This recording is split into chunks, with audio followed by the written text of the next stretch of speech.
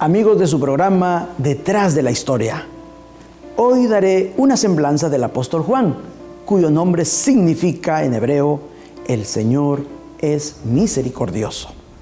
Juan fue natural de Galilea, hermano de Jacobo, hijos de Zebedeo. Todos ellos una familia dedicada a la pesca. Juan es considerado el más joven de los apóstoles y Jesús también lo apellidó Boanerges, tal vez por su gran ímpetu. Es que Boanerges significa hijos del trueno. Pero Juan estaba muy cerca de Jesús y fue testigo de momentos especiales y milagrosos. Por ejemplo, Juan estuvo presente en la resurrección de la hija de Jairo. También en el monte de la transfiguración de Jesús, como también en la agonía del huerto. Fue comisionado con Pedro para preparar la última cena pascual y podía recostar su cabeza, oiga usted, su cabeza sobre el pecho de su maestro.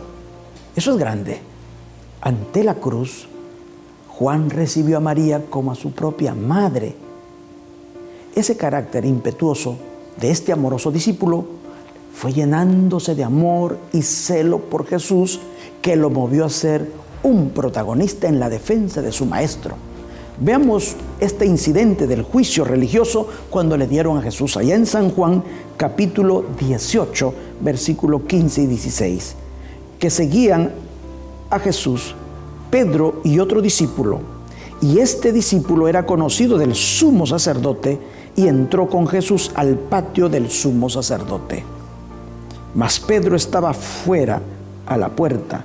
Salió pues el discípulo que era conocido del sumo sacerdote. Mire, este anónimo es Juan. Y habló a la portera e hizo entrar a Pedro. Es el único que registra el contexto de la negación de Pedro. Tanto en la instancia de Anás como en la de Caifás. Y cuando fue interrogado Pedro por varias oportunidades, estalla en la tercera negación al ser movido por una conciencia culposa debido a su actuación violenta ya en el huerto horas atrás. Mire usted el capítulo 18, versículo 26.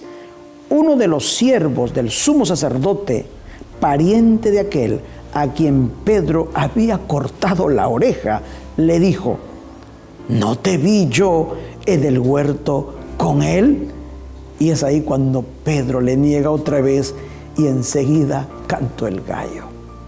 Mis amigos, este registro nos enseña a todos que la falta de control de impulsos puede llevarnos a hacer locuras que luego nos va a pesar, independientemente de la falta de oración y búsqueda espiritual del Señor.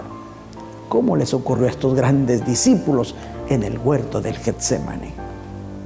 Después de la ascensión de Jesús, Juan experimentó el Pentecostés, participó en el milagro del cojo de la Hermosa y con el mismo Pedro fue encarcelado y sufrió mucho por causa de los judíos. Según Tertuliano, dice que sumergieron a Juan en aceite hirviendo, pero salió ileso en su vejez.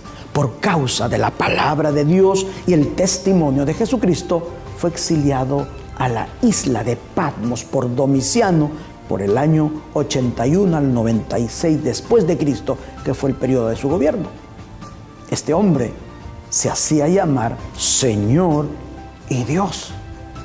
Bueno, es verdad, Juan estuvo en la isla de Patmos, pero también es verdad que él estuvo en el Espíritu en el día del Señor. Y es ahí cuando tuvo la visión del Apocalipsis.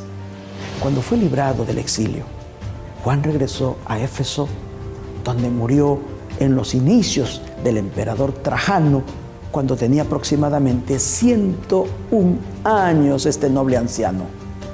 Se cuenta que ya en su vejez y sin capacidad para moverse por sí mismo, mantenía permanentemente en sus labios sagrados el mensaje solemne de amaos los unos a los otros. Y cuando le preguntaban por qué repetía lo mismo, él respondía que eso era suficiente para cumplir con el nuevo mandamiento que había dejado el Señor, que os améis unos a otros.